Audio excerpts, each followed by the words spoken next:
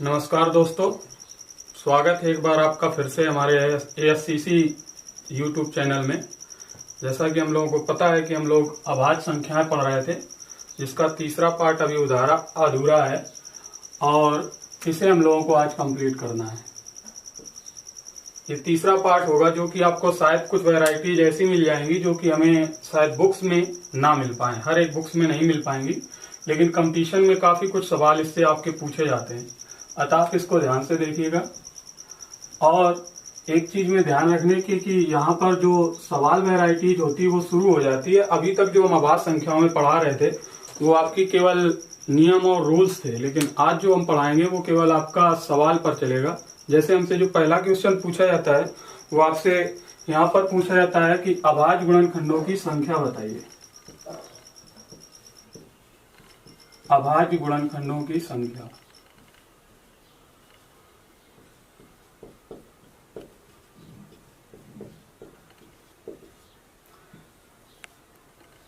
Generally हम सब लोग जानते हैं कि अभाज्य गुणनखंड जब बोले जाते हैं तो हम छोटे से छोटे नंबर से शुरू करते हैं।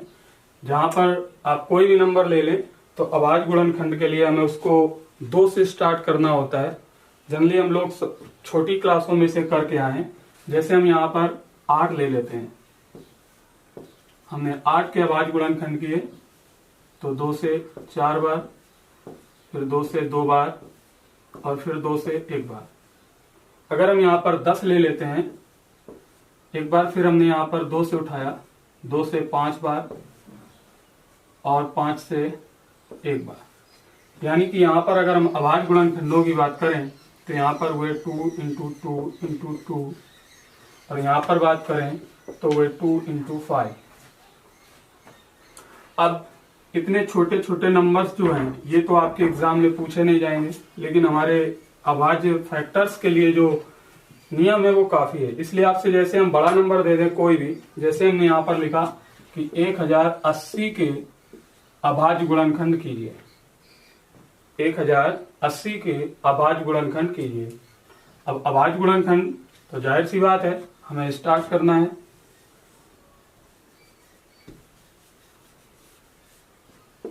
हमने यहाँ पर 2 लिया, 2 पंचे 10, 2 4 8 और 0। 2 से आपका 2 दूना 4 और 2 सत्ते 14, 0। 2 से 2 1 2 और 2 तिया 6, 2 पंचे 10 और आप इसे 5 से ले लीजिए तो 5 2 10 और 5 7 35 और आप 3 से ले लीजिए तो 3 9 27। 3 से आप ले लीजिए 3 त्रिका 9 और 3 से ले लीजिए तो 1। तो ये तो हम सब ने छोटी क्लासों में पढ़ा हुआ है, लेकिन अब हमसे पूछेगा कि इसके अभाज्य गुणनखंडों की संख्या कितनी है। तो हमें देखना है यहाँ पर हमारे जो अभाज्य गुणनखंड बने, यहाँ पर हम लिख सकते हैं कि 1080 जो गुणनखंड बन रहे हैं वो 2 into 2 into 2 into 5 into 3 into 3 into 3, यानी कि 1 2 3 4 5 6 7। यानी कि हम बता सकते हैं कि 1080 के अभाज्य गुणनखंड जो हैं अभाज्य गुणनखंड की संख्या जो है वो है आपकी 7। एक क्वेश्चन तो आपका ये बनता है, जनरली ये पेपर में पूछा जाता है और हमें याद भी रखना है कि अभाज्य गुणनखंडों की संख्या जितनी भी पूछी जाए वो उसको हमें 2 से स्टार्ट करना है और जहां तक आपका लास्ट अटेम्प्ट कटे वो सभी छोटी से छोटे नंबर्स जो होते हैं वो हमारे अभाज्य गुणनखंड कहलाते हैं। अब बात आती है कि अभाज्य गुणनखंड कर लिए तो हमने एक चीज छोड़ी, यहाँ पर नोट करके आप इसको दिखा सकते हैं कि जो 1 होता है अभाज्य नहीं है। यह एक इकाई अंक है।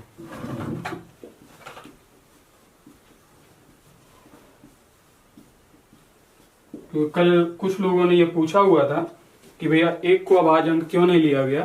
तो 1 जो है या तो आप इसको इकाई अंक बोलिएगा या तो ये सबसे छोटी प्राकृतिक संख्या है।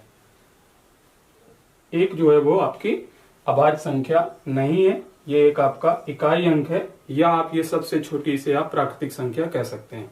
जबकि गलती होती है कि आप एक को अभाज्य संख्या लगा देते हैं। तो सबसे छोटी अभाज्य संख्या कल हमें बताई गई थी जो कि 2 होती है, याद रहेगा। अब इस सीरीज को अगर हम आगे बढ़ाएं तो ये तो हमें सबको पता है कि इसके हम कर लेंगे, अगर कोई भी नंबर दिया जाए तो उसका भी कर लेंगे। लेकिन सवाल पूछने वाला ये जानता है और इसको आपको डाइवर्ट करता है और इसको आपको इस तरह दे देता है कि इसमें अभाज्य गुणनखंडों की संख्या बताइए। 24 टू द पावर 8 या 24 की घात 8। तो कुछ लोग यहां पर आपका 8 गुणनखंड लिख के आ जाते हैं, जो कि गलत है। तो हमें ध्यान रखना है कि जिस तरह हमने यहां पर छोटे छोटे सभी फैक्टर किए हुए हैं, यहां पर भी हमें सभी फैक्टर करने हैं। लेकिन याद रहे कि हमारे पावर में भी कुछ लगा है। तो हमने यहां पर फैक्टर किए और यहां पर किया हमने कि 2 इंटू 2 इंटू 2 8 और ये आपका 3 24 और इसकी पावर आपकी 8। यानी कि इसका सीधा सा मतलब है कि यहाँ पर 2 को 8 बार यूज किया गया है, इस 2 को भी 8 बार यूज किया गया है और इस 2 को भी 8 बार यूज किया गया है और इस 3 को भी 8 बार यूज किया गया है। यानी कि सीधी सी बात है कि 8 2 16 16 और 8 24 और 8 आपके 32 इसके फैक्टर बनेंगे। कितने बनेंगे? 4 3 2 1। अभाज्य गुणनखंडों की जो संख्या होगी वो कितनी होगी? 32।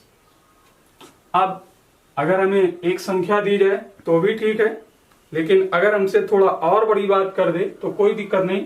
हम इसको ऐसे भी देख सकते हैं कि हो सकता है वो 18 की पावर 6 18 की पावर 6 इंटू 15 की पावर 5 इसमें अभाज्य गुणनखंडों की संख्या पूछ सकता है।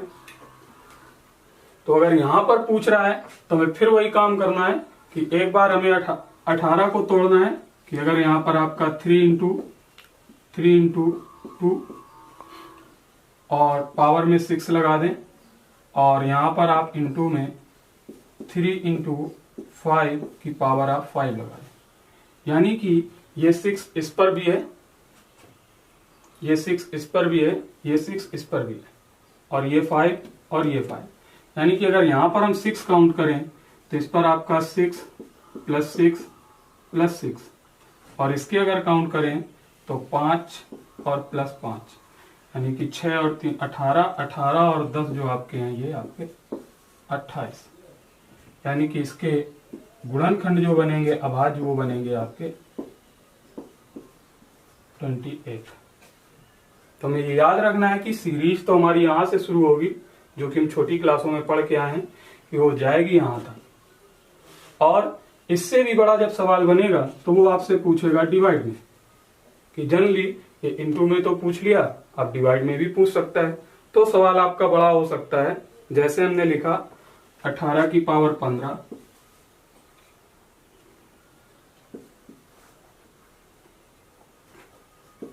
Into 75 to the power 16 into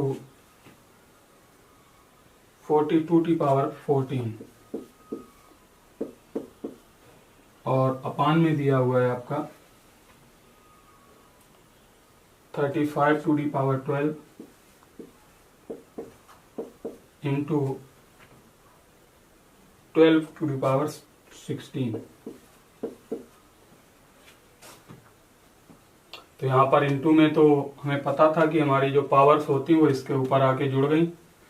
अब यहां पर डिवाइड में भी दिया है, तो हमें याद रखना है कि जो जिसकी पावर बनेगी उसको पहले आप निकालेंगे और निकालने के बाद जो पावर कॉमन होगी उसको आप माइनस करके, या जिसे आप बोलते थे कि डिवाइड में पावर आपकी घट जाती है, तो अगर आप घटा देंगे तो भी कोई दिक्कत नहीं है, आपका आंसर आ जाएगा। जैसे अगर हम 18 को तोड़ें तो आपके पास 5-10 सेकेंड है, आप एक बार यूज कीजिए इसको कि हम कैसे निकालें इसको।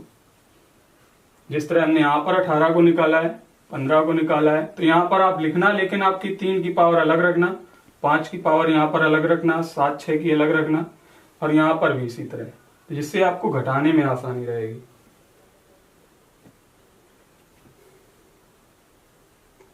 हमने लिखा जैसे यहाँ पर अगर हम बात करें तो यहाँ पर हमारे पास जो पावर बनेंगे वो आपके 2 इंटू 3 इंटू 3, अगर हम यहाँ पर 6 लगा लें, 15 है तो 15 और 15 और 15। आगे चले हम तो यहाँ पर आपका 75 बनता है, जो कि आपका 3 इंटू 5 इंटू 5 यानी 15, 3 पंचे 15 और 75। अगर इसकी पावर लगाएं तो 16, 16 और 16। आगे अगर चले हम तो 2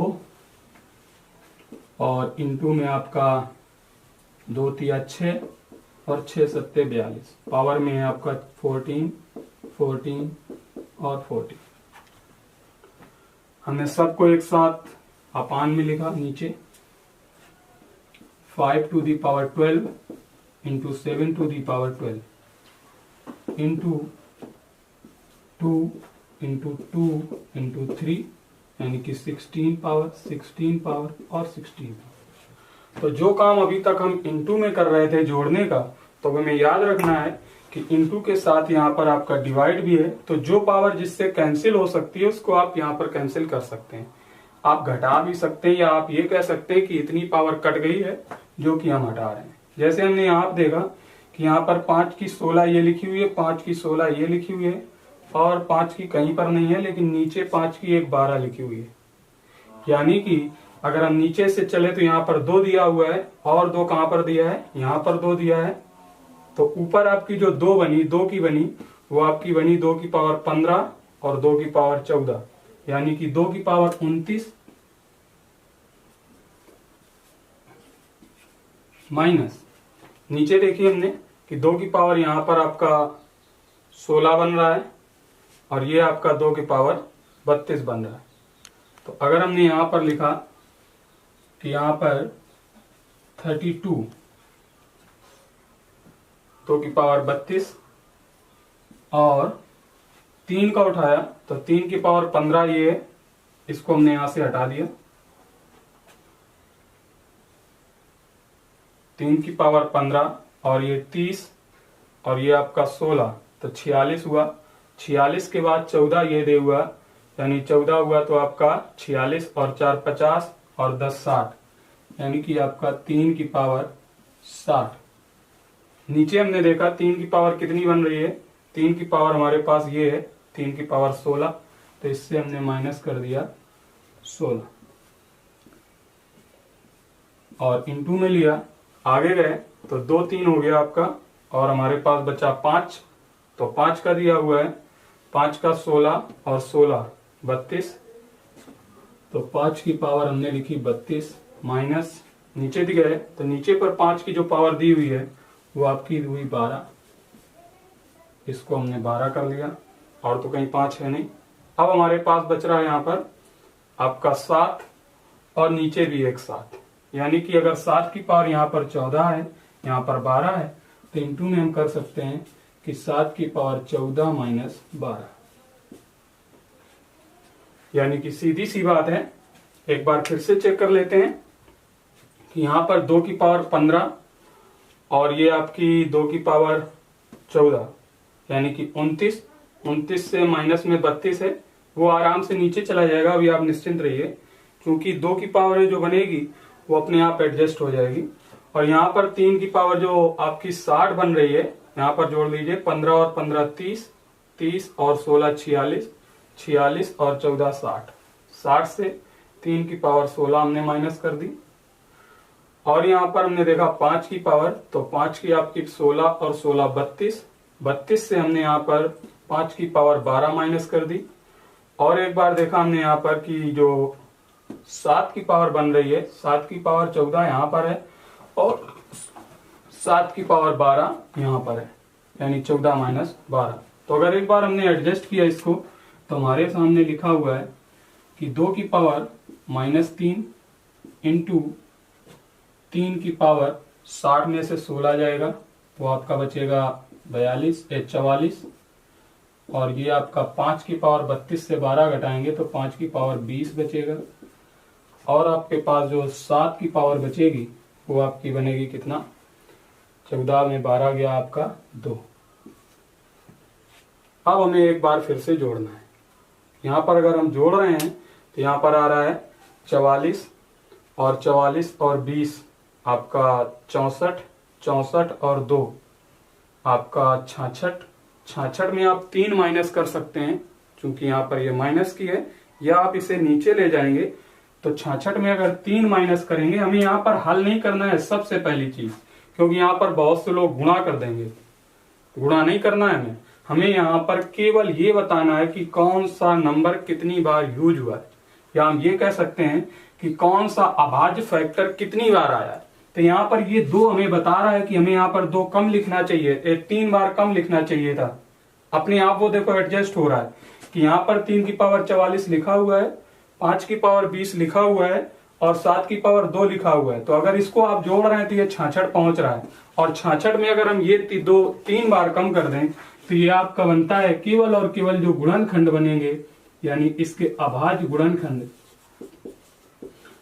अभाज्य गुणनखंड, तो वो आपके 66 माइनस 3 हो गए 63। 66 माइनस 3 यानी कि 63, जो कि आपका सवाल था कि हमारे पास इसके अभाज्य गुणनखंड कितने होंगे, तो इसके आपके जो अभाज्य गुणनखंड होंगे वो 63।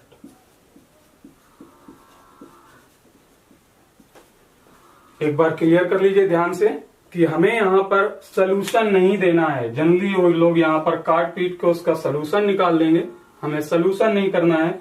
हमें उसका केवल ये बताना है कि कौन सा टर्म कितनी बार यूज हुआ है, और कौन सा टर्म कितनी बार यूज हुआ है तो नीचे 2 ज्यादा बार आ रहा है इसलिए वो माइनस में गया, तो उससे हमें मतलब नहीं। हमें मतलब है कि हमारा जो यहाँ पर 2 आया वो ये माइनस शो करता है कि यहाँ पर 3 बार 2 की संख्या आपकी कम होनी चाहिए।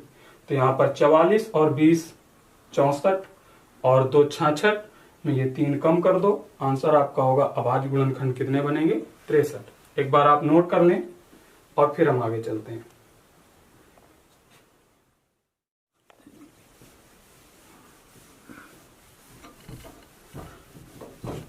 तो नेक्स्ट सवाल आपका बनता है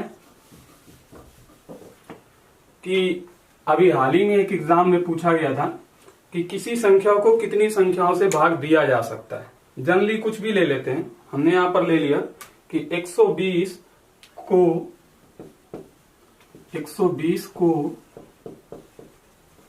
कितनी संख्याओं से भाग दिया जा सकता है।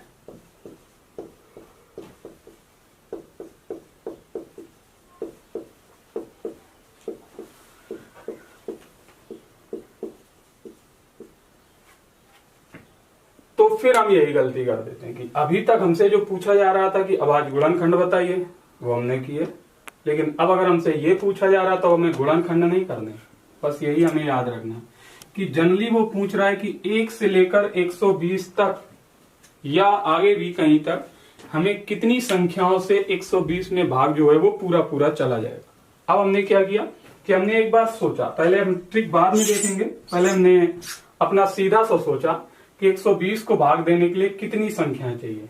चलिए हम देखते हैं। हमने 120 को भाग दिया, 1 से चला जाएगा, 2 से चला जाएगा, 3 से चला जाएगा, 4 से जाएगा, 5 से, 6 से, और आपका 8 से, 10 से, 12 से, 15 से, और 20 और 24 और आपका 30 और 30 के बाद आपका 40, 40 के बाद आपका 60 और 60 के बाद आपका 120। इतनी संख्याएं हैं जहां पर हम 120 को डिवाइड कर सकते हैं। एक बार गिनती की हमने 1 2 3 4 5 6 7 8 9 10 11 12 13 14 15 और 16। तो ये तो 120 छोटा नंबर था, हमने यहां पर लिख लिया कि 16 ऐसे नंबर बन रहे हैं जो कि आपके 120 को डिवाइड कर सकते हैं। लेकिन क्या ये तरीका सही होगा? तो नहीं।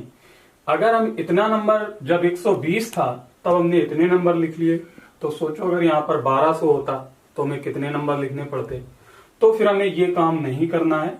ये दिखाने के लिए सही है कि ये वो नंबर है जहां पर 120 से भाग दिया जा सकता है, 120 को भाग दिया जा सकता है। लेकिन अगर हमें इनका आंसर ही देना है तो हमें डायरेक्ट 16 चाहिए, जो कि हमें अपनी ट्रिक से मिल जाएगा। कहां से? इस वाले से। कैसे? हमने किया कि 120 को फैक्टर किया, 120 को फैक्टर किया, 2 से काटा, 60 बार गया, 2 से 30, फिर 3 से गया 10 बार, अच्छा एक बार 2 से फिर कर दीजिए, और ये आपका 15 बार, 3 से गया 5 बार, और 5 से गया 1 बार। यानी कि सीधी सी बात, जो हमारे 120 के फैक्टर बन रहे हैं वो बने 2 की पावर 3 इंटू 3 की पावर 1 और इंटू 5 की पावर आपका 1। यानी कि सीधी सी बात है, हमारे पास जो बने वो आपके 2 की पावर 3 और 3 की पावर 1 और 5 की पावर 1। लेकिन अगर हमें यहाँ पर तो 16 नंबर लाने थे, ये तो 16 बन नहीं रहे, तो हमने फिर कहा कि हमें सवाल को हल नहीं करना है, हमें क्या करना है, हमें नंबर्स ऑफ डिवीजन बताने हैं कि ये कितने नंबर से भाग जाएगा। तो हमें जो फोकस करना है वो ये ध्यान रखना है कि हमें इस पर फोकस करना है कि यहां पर जो भी पावर लगी हुई है उसमें आप +1 करते जाइए। यानी कि यहां पर 4 आ जाएगा और इंटू लगा दीजिए, इसमें हमने +1 किया तो यहां 2 आ जाएगा, और यहां पर आप फिर +1 कर दीजिए तो यहां पर आपका 2 आ जाएगा। और आप इन चीजों को इंटू करके लिख दीजिए, यानी कि हमारे 4 इंटू 2 इंटू 2, 4 दूना 8 और 8 दूना 16। तो जो आंसर यहाँ पर आपका ये सब लिखने के बाद आएगा या गिनती करने के बाद आएगा, यहाँ पर ये आंसर फैक्टर से आपका 2 सेकंड में आ जाएगा। इसे आप जल्दी भी कर सकते हैं और ये करने की जरूरत नहीं, इसे आप काउंट करके दिमाग में रख सकते हैं कि हमारे पास इसके फैक्टर ये बनना है। याद बस ये रहे नोट करके क्या, कि जो भी फैक्टर बनेंगे गुणनखंड की पावर में +1 करना है, तभी आपका सीधे आंसर मिल पाएगा। नहीं तो कई लोग ऐसे भी निकालेंगे, लेकिन ये आपका बहुत सा टाइम खा जाएगा। इसको आप इग्नोर करिएगा और गुणनखंड करने के बाद 1 आप जोड़िएगा, ज्यादा जल्दी काम हो जाएगा। आप नोट कर लीजिए, तब तक हम इस हिस्से में चलते हैं।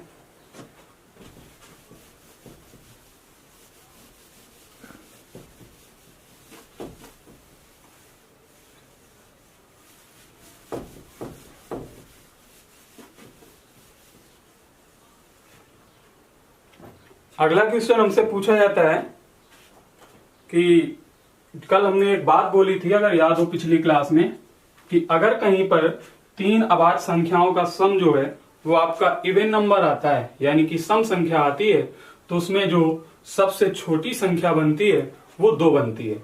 तो जाहिर सी बात है, अगर कहीं ऐसा सवाल बनता है, जैसे हमें एक सवाल दिया गया, हम पढ़ रहे हैं, सवाल है कि 3 अभाज्य संख्याओं का योग 100 है। 3 अभाज्य संख्याओं का योग 100 है।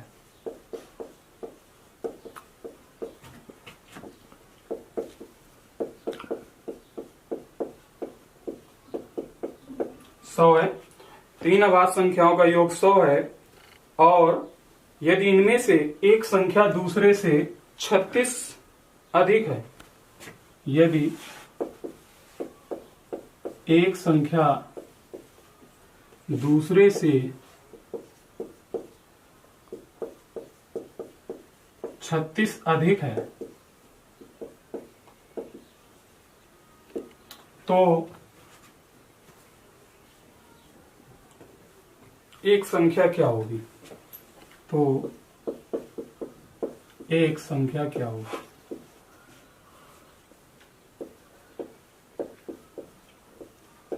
अभी हम इसको आप प्लस में देख रहे हैं, ये सवाल इनटू में भी हो सकता है। होता क्या कि ऐसा सवाल जब भी आता है तो सबसे पहले हमारा दिमाग बोलता है कि हम इसको क्या करें कि एक्स वाई जेड जो है वो अभाज्य संख्याएं मान लें और आप उसको हल कर दें। लेकिन सोचिए, अगर हमने एक्स वाई जेड अभाज्य संख्याएं मान ली तो एक्स वाई जेड के बाद कुछ हल नहीं होना है। तो अब हमें कल वाली शर्त याद होनी चाहिए कि हमें बताया गया था कि अगर 3 अभाज्य संख्याओं का कहीं पर भी योग जो है वो एक सम संख्या आता है, 100 आता है, 200 आता है, 500 आता है, तो हमें सबसे जो पहला नोटिस करना है कि बाय रूल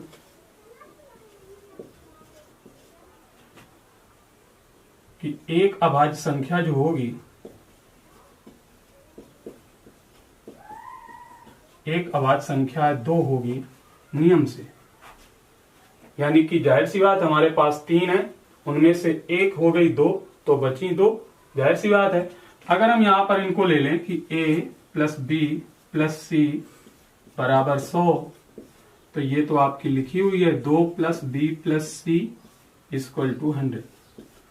बिल्कुल आप निश्चिंत हो गए, इसको आप लिख दीजिए, क्योंकि यही आपको सवाल हल कराएगा।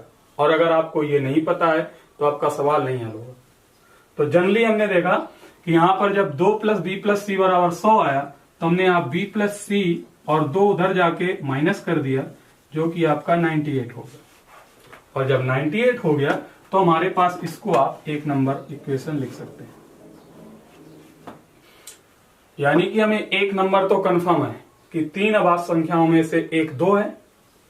अब बात आती कि ये 2 क्या है, तो इन 2 के बारे में तो हमें यहां भी नहीं बताया गया, लेकिन एक क्लू दिया गया है कि यहां पर एक संख्या जो है वो दूसरी संख्या से 36 अधिक है।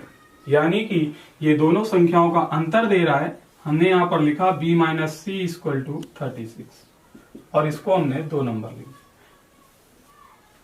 बाकी आप छोटी कक्षाओं में पढ़ के आए हैं कि अगर b प्लस सी और b माइनस डी दिया हुआ है तो इसको आप हल कर सकते हैं। हमने यहाँ पर c और c को कैंसिल कर दिया और हमने लिखा 2b बराबर 8 6 14 और 9 3 12 और 1 13, तो b बराबर 2 6 12 तो 7 14, यानी कि एक नंबर हमारा जो आया वो आया 67। अब अगर आप दूसरा नंबर निकालना चाहें तो एक बार फिर से आप रख दीजिए इस वाली इक्वेशन में या इस वाली इक्वेशन में। हमने इसमें रखा तो हमने लिखा कि b प्लस सी बराबर 98 और b की जगह 67 plus c equal to 98, then c equal to 98 minus 67, ये आपका बन जाएगा कितना 31। 8 में 7 गया 1 और 9 में 6 गया 3। यानी कि सीधी सी बात है कि हमारे पास जो 3 हमने a b और c लिए हुए थे, तो इनमें से एक तो फिक्स था कि ये तो परमानेंट 2 है, नो डाउट। दूसरा नंबर निकला हमारा 67 और तीसरा नंबर निकला 31। और आप ध्यान से देख लीजिए तीनों के तीनों अभाज्य हैं। और इस बात की गारंटी है कि आप अच्छी अच्छी किताबें देख लेना, ये सवाल जनरली किसी किताबों में है नहीं, लेकिन अगर आपके पास आता है तो ये आपको अच्छा खासा कंफ्यूज कर जाएगा और आप 2 इक्वेशन लिख के परेशान हो जाओगे। तो ये रूल हमें जरूर पता होना चाहिए कि अगर 3 अभाज्य संख्याओं का योग कहीं पर भी 100 आता है तो उनमें से एक संख्या आपको 2 लेनी ही होगी। तो ये सवाल था आपका प्लस का, और इसी में सवाल एक बनता है इनटू, उसको भी देख लेते हैं।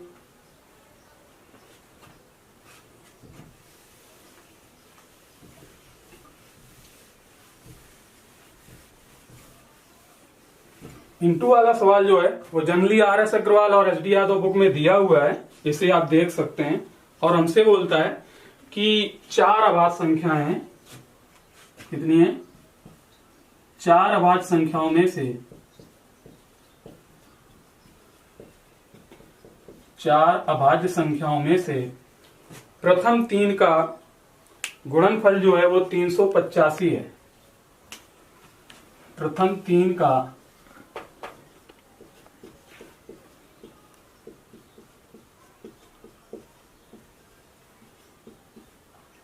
$385 है, जबकि अंतिम 3 का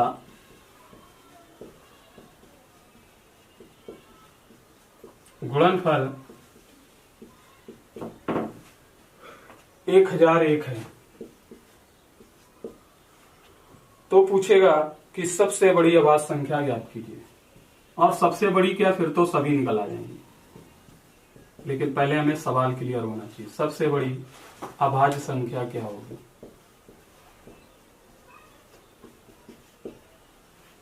एक बार पढ़ लीजिए सवाल को कि हमने बोला 4 अभाज्य संख्याओं में से प्रथम 3 का जो गुणनफल है वो 385 है और अंतिम 3 का गुणनफल वो आपका 1001 है। तो सबसे बड़ी अभाज्य संख्या। और जब हम प्रथम 3 का या अंतिम 3 का निकाल लेंगे तो वहां पर तीनों अभाज्य संख्या निकल आएंगी, नो डाउट। इसलिए पहले इसको ध्यान से देखिए। अब क्या करना है कि मान लीजिए वहां पर हमने एबीसी लिया था, हमने यहां पर भी एबीसी ले लिया। हमने लिया ए, बी, सी और डी। तो हमारे सवाल में बोला गया है कि अगर इन 3 को आप मल्टीपल करते हैं तो आपका 385 आता है, और अगर इन 3 को आप मल्टीपल करते हैं तो आपका 1001 आता है। तो बस अब इस वर्ड को बहुत ध्यान देना है, क्योंकि इनटू तो हमें पता होता है लेकिन हम इस वर्ड को भूल जाते हैं कि जब ये अभाज्य बोल रहा है तो इसका मतलब एक बात तो तय है कि ये 3 अभाज्य संख्याओं का गुणनफल लिखा हुआ है और ये 3 अभाज्य संख्याओं का गुणनफल लिखा हुआ है। बस हमें यही करना है कि हमें क्या करना है कि यहाँ पर 385 लिख के इसके गुणनखंड कर दीजिए और यहाँ पर आप 1001 लिखकर इसके गुणनखंड कर दीजिए। अब 385 तो जाहिर सी बात है किसी नंबर से कटेगा। अब आप कहां से भाग देते हैं ये आप पर निर्भर करेगा। कि हमने यहां पर ले लिया कि अगर हमने यहां पर 7 से देखा, 7 से 3 से तो जाना नहीं है, 3 8 3 11 और 5 16 जाएगा नहीं, 5 से चला जाएगा। 5 से देखा तो 5 7 35 और 5 7 35, तो एक नंबर आपका 5 निकला, अभाज्य है। अगला नंबर हमने 7 से भाग दिया 11 आया और 11 से भाग दिया तो 1 आया, यानी कि हमें प्रथम 3 नंबर ये। अब इस नंबर को ध्यान रखना क्योंकि ये अंतिम 3 संख्याओं का इंटू है, तो 20 से स्टार्ट करना है, यानी कि हमें 7 से स्टार्ट करना है।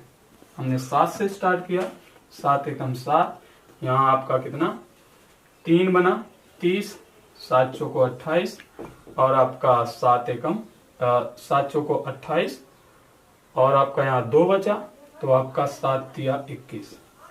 फिर हमने यहाँ पर ध्यान दीजिए 7 के बाद 11 आया था, हमने 11 से भाग दे लिया, 11 1 11 और 11 3 33, तो हमारे पास फिर 13 से तो अपने आप विभाजित हो जाएगा। यानी कि हमारे पास वो 4 अभाज्य